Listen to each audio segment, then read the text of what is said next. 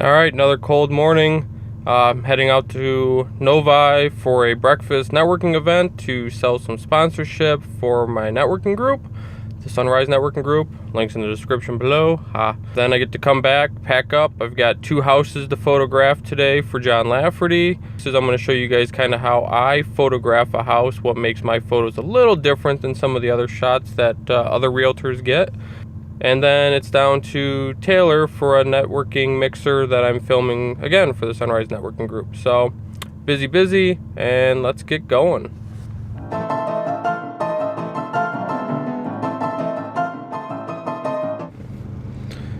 All right, just got out of breakfast, some eggs and hash browns, can't complain. Nice group here out in Novi. Long drive home and go take some photos.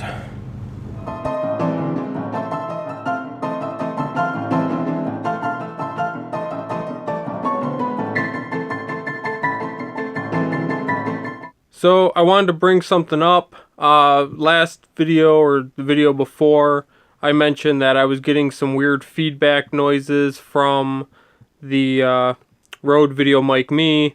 So I contacted Rode and said, hey, got any ideas what could be causing this? And they said, well, try to keep it in airplane mode to prevent RF frequency, I guess that's redundant, radio frequency interference, RF interference. So I'm doing that. Today's vlog, everything except for the street footage of the cars when I'm in the car is recorded with the phone using the VideoMic Me again. So we'll see when I edit it if the noise is gone, because I've made a point to make sure it's in airplane mode the entire time. Hopefully it works. I love Rode products. I use a bunch of them for pretty much all my recordings one way or another. So they're not sponsors of this by any means. I bought mine just like everybody else. So I'll be curious to see if that's what it takes, if that's what works, and we'll find out. So just about ready to pack up, head over to the first house to shoot, and I will give you guys a behind the scenes in my process on that. So let's go.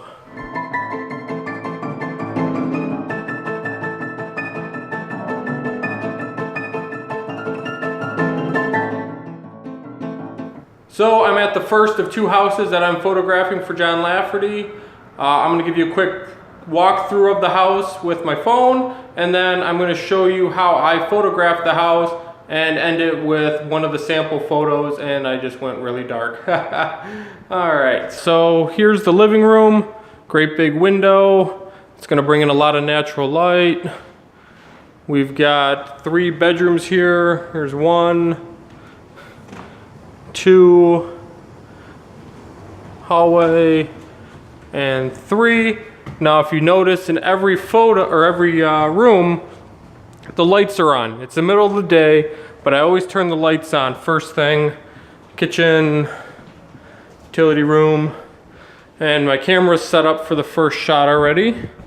So what I do, I find an entranceway and I aim to the opposite corner of the room. I'm using a Nikon D7000. It's a few years old now.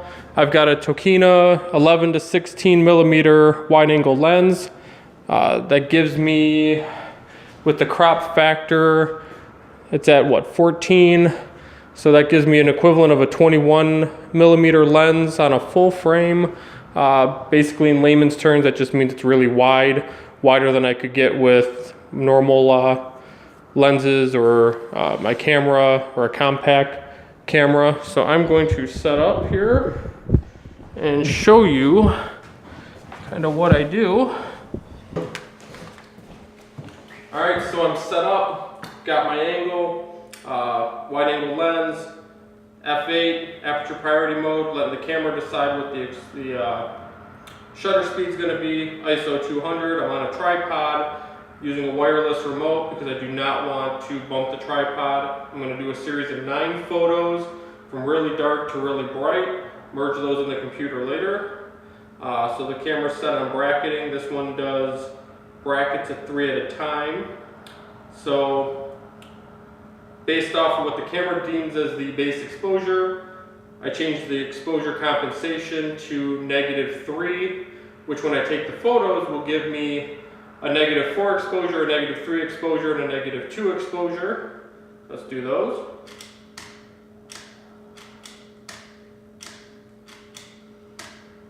Now those are really, really dark. It's just letting the outside window be exposed properly.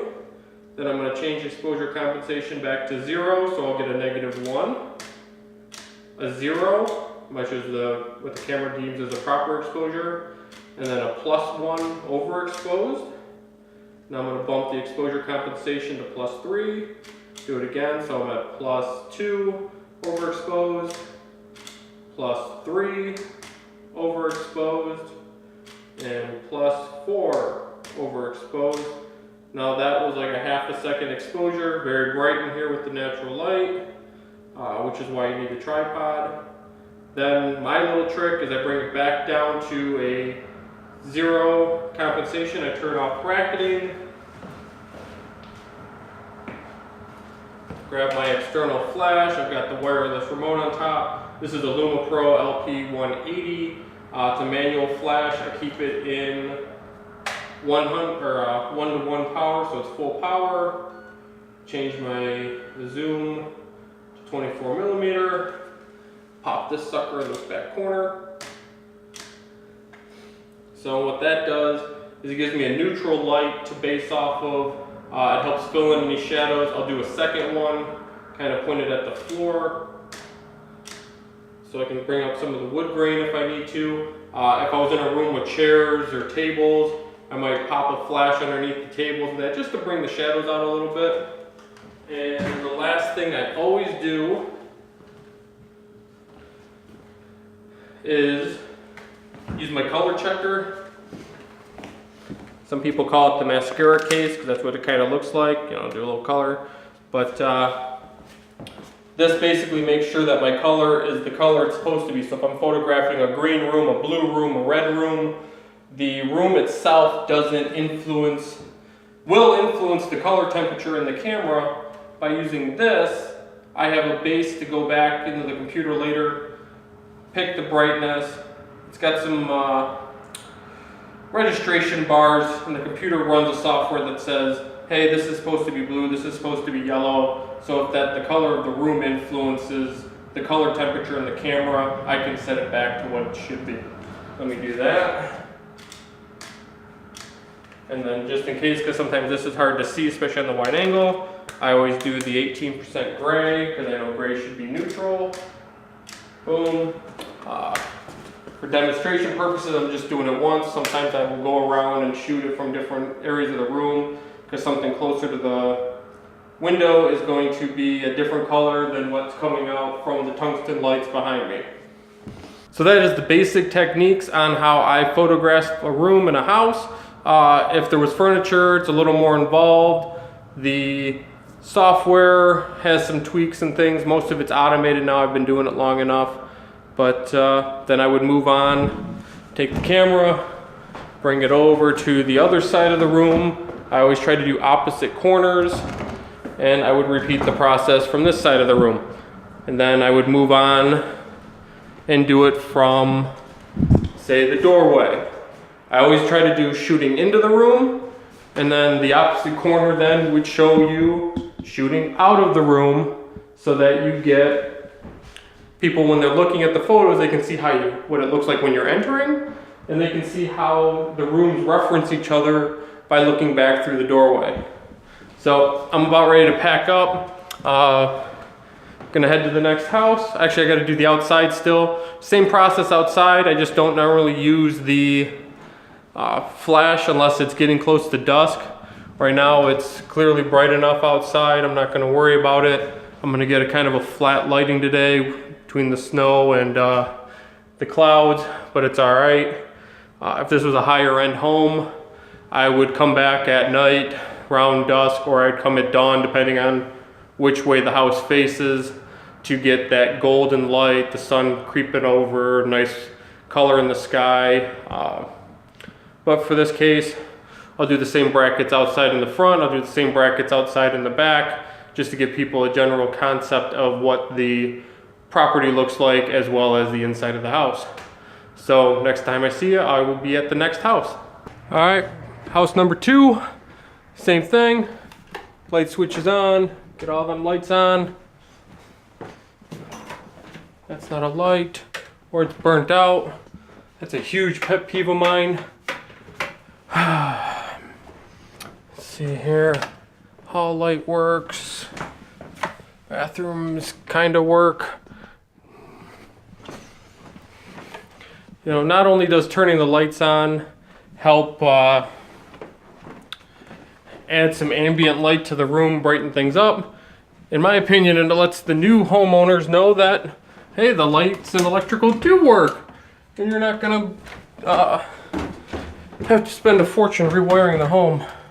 So this one has a basement that we're gonna shoot also. Let's turn on the lights down here. That one's missing a bulb. And let's see. I don't see any over here's on. Okay. Couple extra washers and dryers. There's one light. And I don't think that was doing anything. There's no switch on that one. Okay. Aggravating. It's gonna make the pictures a little darker, but it is what it is. So let's bring stuff in and get started. Cute house though.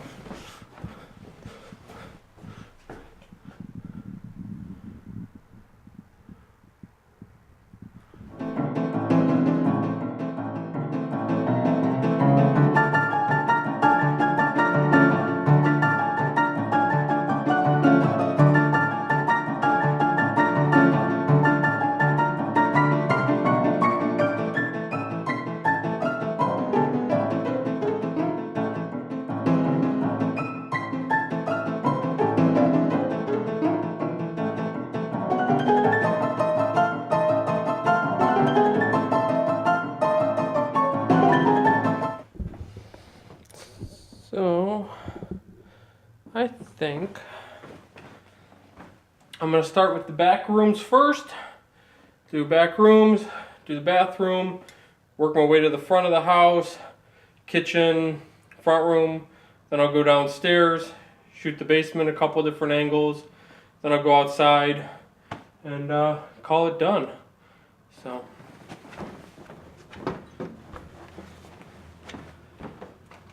Same setup as before. Got the Luma Pro 180, right? Yeah, 180 manual flash. They're about 200 bucks. Nothing fancy. I'm gonna have to get a new memory card soon. So like I was saying, I do one from the door. Check my verticals as well as my horizontals.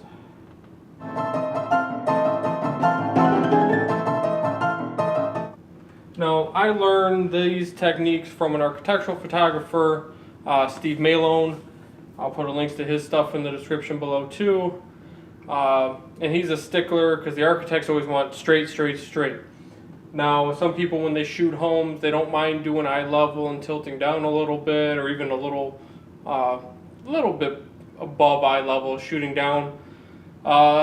In a room with furniture, that's, you know, that makes sense. In an empty room, I'd rather see everything straight, and I go just about chest high, you know, somewhere where I'm about midway from the top of the ceiling to the bottom of the floor, or yeah, to the ceiling to the floor, so that when I am dead center, I'm not showing more ceiling or more floor, one more than the other. That's important because sometimes people like to see the light fixture, sometimes they like to see if there is a fan or, you know, and it gives you a clue if there's carpet, if there's hardwood still. So I don't do verticals too often either, because the MLS and most of the websites that you're going to look at these pictures on accommodate for horizontal. So if you do a vertical shot, although by itself it might look good and even full screen, but even our monitors are horizontal. So what happens? I've got a rectangle, right? And all of a sudden I stick one little vertical right in the middle. So I'm wasting all this real estate. So back up a little bit, show some of the walls, show some of the other rooms. It's all the same detail for the most part. So why waste the real estate? It's not like people are going to turn their monitors sideways unless they're on a tablet or on the phone. But most of these are going to be looked at on the MLS website or on one of the real estate websites. And everything's built still to accommodate horizontal. So keep your photos horizontal, in my opinion. So got my first shot from the doorway looking into the room. You have to get my focus, which is close to infinity with this lens at f8. So I just do it anyway just to make sure. Start with bracketing off. Base exposure, what the computer or the camera thinks is proper. Color checker like I was showing you guys before. One on the gray, one on the color squares. That way I know the room's going to be the color I want it. Again, there's the color squares. This is a ColorChecker Passport. Now that I've got those, turn on bracketing, -3. Now I have to be a little more careful here than I did at the last house because I'm on carpet. So just touching the camera, it tends to wobble more than it did on the hardwood floor at the last location. So I just got to keep that in mind. And 1, 2, 3.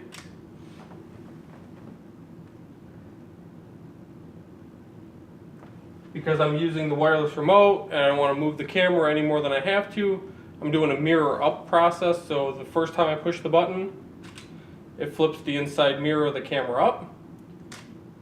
Second time I hit the button, it actually takes the picture and you hear the mirror slap back down. One mirror's up, taking the picture and the mirror's back down. Mirror's up, mirror's down.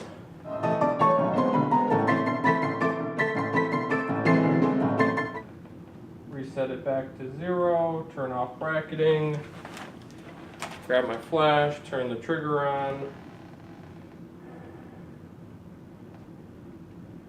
1:1.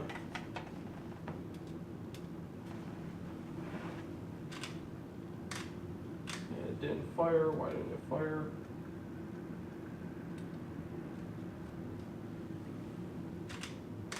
There we go. So I'll go back and delete that one just because I don't want it. Carpet's pretty light. I'm not going to do an exposure for the floor like I was doing with the hardwood. So now, next angle.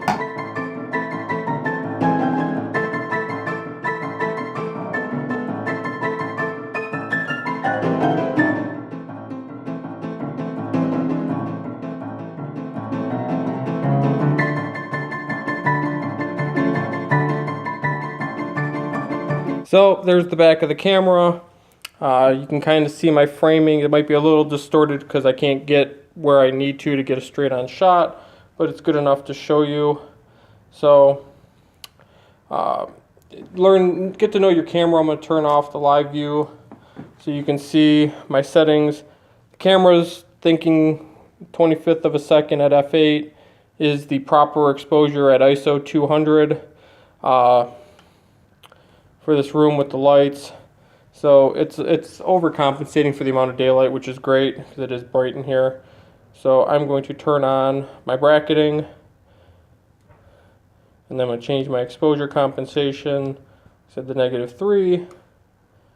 Turn on live view again so you can see. I'm going to get my exposure. What do I want to or my focus?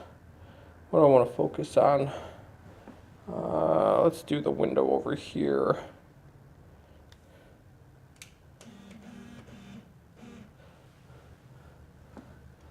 Okay, reset it just to be safe. There we go. So bracketing's on, -3, 1 to raise the mirror, 2 to take the shot. 1 to raise the mirror, 2 to take a shot. 1 to raise the mirror, 1 to take the shot. Now, you can see the -3 down here again, so I'm going to roll that to 0. So the picture got brighter because the camera's only going to expose now for a -1 proper exposure and +1. That's -1. That's what the camera thinks is proper exposure. And this is 1 stop overexposed.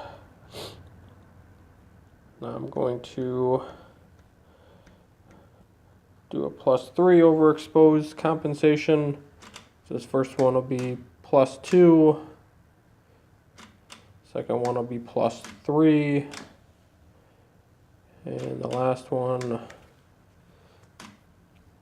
will be +4.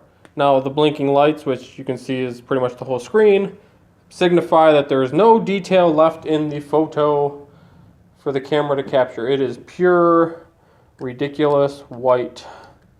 And that's alright, because I want to make sure that I've made the darkest spots in the room as bright as possible. I want to make sure I've made the brightest spots pretty much as dark as possible. With the light coming in, it doesn't always work out that way. But by doing 9 separate photos from really dark to really bright, usually end up with a good result. Just so you can see it again. Now I'm going to turn bracketing off. Exposure compensation's back to 0. Now I'm going to bring in the flash. Turn the flash on. Hopefully it fires. Cool. Alright. Now I'll take an exposure with the flash. Just add a little bit of that extra light. Make sure there's no weird shadows. And time to take on the next angle. I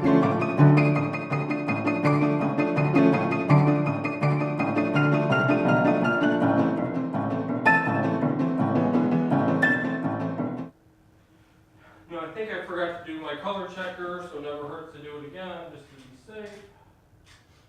Better than getting home and finding out that I have no reference for the color in the room. Sometimes it's not a big deal because the room will have white trim or something, but in this case, I'd rather make sure. Now, instead of shooting straight at the door that's out of focus, I fudged a little bit to the right because I want to make sure you can see that there's a closet in the room. Otherwise, you might not notice. But that's basically it. So I'm going to shut off for now and plug away and just knock these rooms out. So I'll see you when I do the basement because that's going to be a little different. Thanks. Oh, one more tip. Something that's usually very important for safety's sake. Always make sure you lock the door when you're photographing. Generally you have your equipment, even though nobody should be really coming in other than other realtors. Depending on the neighborhood you're in, you may not want somebody just randomly walking in to see what you're doing, and you know, could be a safety issue. Second thing is, don't lose the key or the attachment for the key lockbox. Nothing pisses off a realtor more than having to go back to the homeowner and saying, can you please give me another key because my photographer locked one inside the house. Another tip, something real quick. I don't see any in here. There's some on the kitchen windows. Generally, before I come into the room, I will raise these up. Nobody's ever looked at a photo in online and gone, wow, those are some really pretty mini blinds. I want to go put an offer in on that house because those mini blinds are gorgeous. Sometimes you can't because they either get stuck because they've locked them in the windowsill, or you know, you've got so much bright light coming in. But for the most part, I raise up any mini blinds. Nobody wants to see them in the photos. Generally, any that are left behind are uglier than sin anyway, and the new homeowners are going to put their own in when it happens. The last house had a couple that I had to work with, and you'll see it in the final photos, but this one looks like they're already all gone. So All right, I'm heading into the basement. I already took my camera down there. It's dark. Like I was showing you earlier, a lot of the lights don't even turn on. So I think what I'm gonna do, normally you bounce a light off the ceiling or off a white wall. That's not white. So anything I bounce off in here is going to give a color cast. If it was an upstairs room where it was, or a really nice finished basement, I'd bring in a white bounce board to use. Excuse me. I'd bring in a white bounce board to use, but since the basement's not a huge selling point, I don't think, I'm just gonna do my bracketed shots and not use a flash to add any extra, and I'll just do a little extra work in post to make it look nice, but I'm not gonna do the extra exposures with the flash because anything I bounce off of is gonna be dark, and the ceiling's very low, so it doesn't give a lot of diffusion either. I could maybe use these white pom-pom things to create like a white light source, but again, basement's not the key selling feature. It's a nice extra, but in this case, it's not going to be the most important. It is a fairly large space, as you can see. So I'm going to do a shot from corner 1, corner 2, back by the washer and dryer, corner 3, corner 4 back there where there's some bookend or cabinets and whatnot, and then I'm outside and done. So let me set up here and you can watch. So I've already got my shot. I'm already level, I'm already balanced. The window lights are very, very bright, but it's all right. That's why we do the negative exposures, and fire away.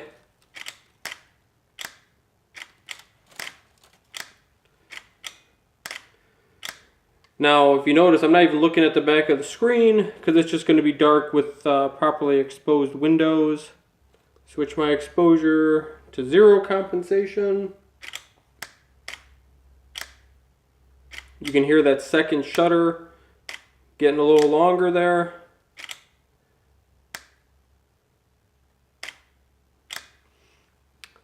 Then we're going to get to even longer exposures. And that's how I'll get my nice bright wood grain.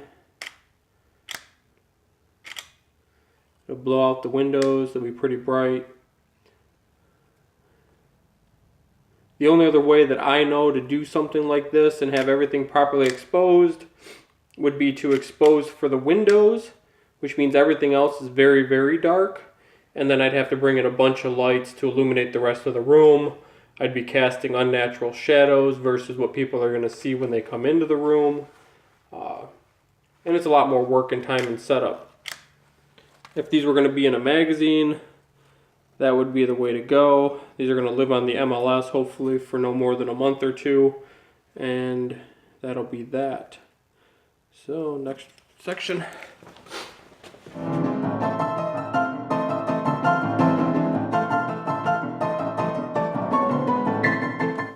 You'll have to excuse my sniffles, but there's a lot of dust and cobwebs down here, and it's playing havoc with my allergies. So I'll show you outside this time. Be right back. Just a quick tidbit. If you're ever looking at a house and you wonder what these are, that's where they access the ducts to clean them. So, you know, at some point somebody cleaned out all the hot air and cold air return vents in this house. So, and there's a lot of them. You'll see a lot of these little plugs, and that makes it easier next time they get done to be popped out and the guys can stick their vacuums right in there. If they're done right, like these are, there's no heat loss. It's completely sealed. So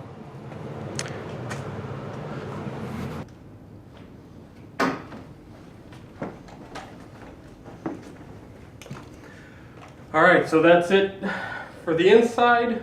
Gotta pack up my gear and we'll head outside and get some shots of the front of the house and the backyard. Now, because there's not a lot of yard, I'm gonna have to put my car in the street, which is something the city's not fond of. So it'll be put in the street, take my photos quick, and get out of here before anybody notices.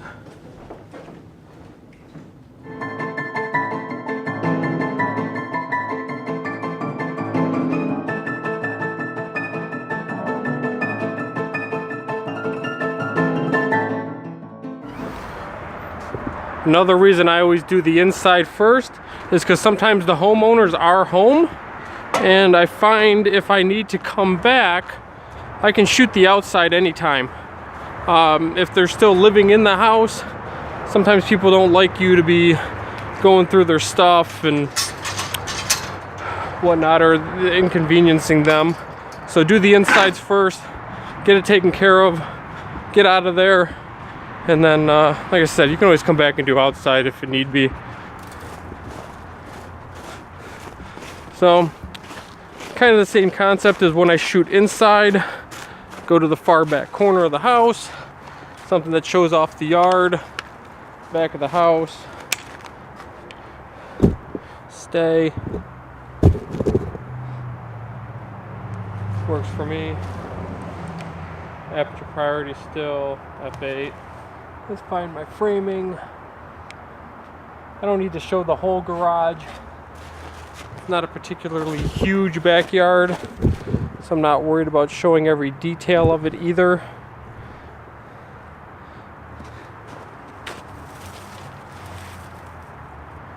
But I want an idea. I want people to see.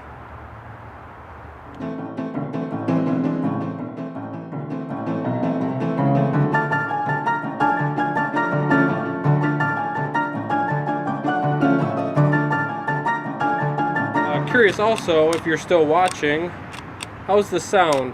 Did you hear any weird noises while I was using airplane mode with this mic today? Hopefully not, and the suggestion from Rode worked.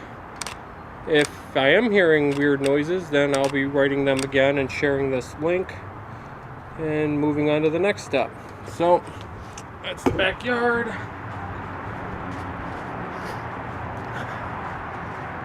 Side of the house, not that big a deal. I'm gonna get a framing of the front of the house that includes the garage. Problem is, I think my van's gonna be right in the way. So I gotta move my car. All right, so I moved the van, it's in the street. Forgot to close the gate.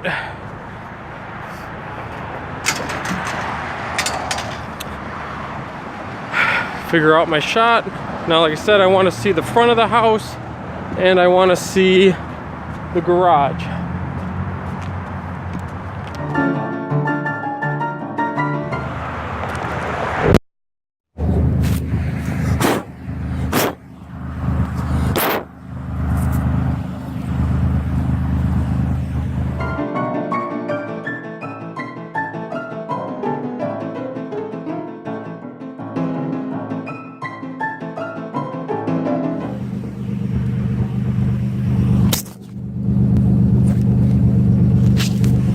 All right, well, I'm done with both houses.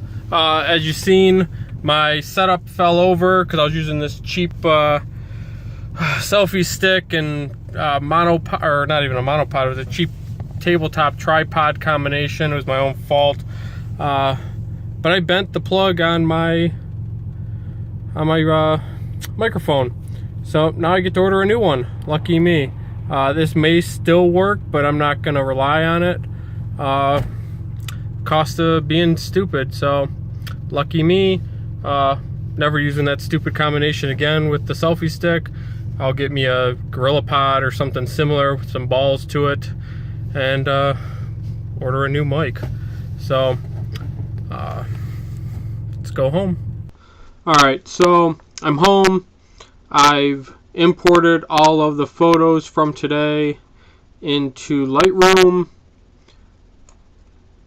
You can see me with my color samplers. I've already gone through and white balanced a bunch of stuff. I've gone through and you see the number 9 here. I've stacked similar files together, and I just lost where that stack went. Anyway, so I stack them together, similar to grouping. Just grab it, select the 9 that I want, Control G, it groups them. You can see the 9 there now. That was the last group I just did. I don't know why this stack's got 10. 2, 3, 4, 5, 6, 7, 8, 9, 10. Let's get rid of that one. Stacking. Remove that one from the stack. Shrink those back down again. Let's see. Everybody looks like they're stacked. That needs to be stacked. Thumbnails are nice and small. Oh, there it is. That's the one I expanded. So, like I said, once it's stacked, it's not that they're hiding. It's just you can expand them and contract them as you want. Then I go to File and Export with, nope, Plugins. Lightroom Infuse. That's not going to work because I didn't grab all my files I wanted, so cancel that. Select all. That's just Control A. I'm on a PC in case you're curious. Excuse me. Blend using Infuse. Configuration. Auto align shouldn't be an issue, so I'm going to turn that off. Infuse, those settings are fine. Excuse me. I still got dust in my nose. Batch mode. So it's only going to blend the ones that are stacked. Even though I selected all the files, it's going to grab just the ones that are stacked, and that's what matters to me. So append it with the word infuse, so when it makes it, that's how I want it. Re-import them in the Lightroom, because I'm going to tweak them some more from there, and infuse. Now you can see up here, 3 operations in progress. That's going to change a whole lot over and over and over again. So this is going to take a while, so I'm going to stop the recording, and by the miracles of modern editing, I'll show you some finished ones after they're infused and what I do next. Side note, I came home and I had a letter from Jared Poland, Fro Knows Photo, which is ironic because I have no fro, couldn't grow one if I wanted to, and it says thank you with his signature. Now I don't exactly know what he's thanking me for. It's pretty cool, so you're welcome. I don't know if it was because I filled out a survey or because I bought something from the store at some point in the past, but that was a total surprise. Fortunately, it got here before we moved, so it didn't show up and get lost in the mail. Next stop is the Hideaway in Taylor, Michigan for a networking mixer. Gonna go hang out down there for a couple hours, check out the Southgate group for the SNG, and then I'll be back home to edit videos and photos. Fun.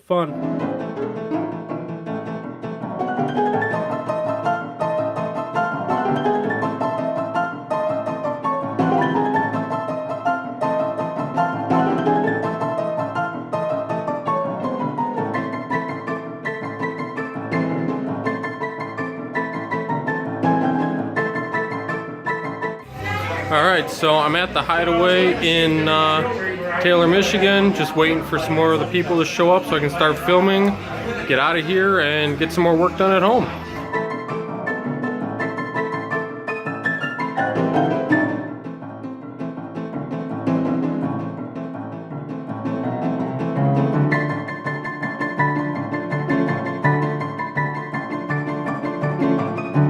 So that's a little sample of one of the SNG mixers look like. This was a smaller group since it's the Southgate group. It's a new group. Had a couple guys drive down from Sterling Heights, show some support, which is always fun. It's always appreciated.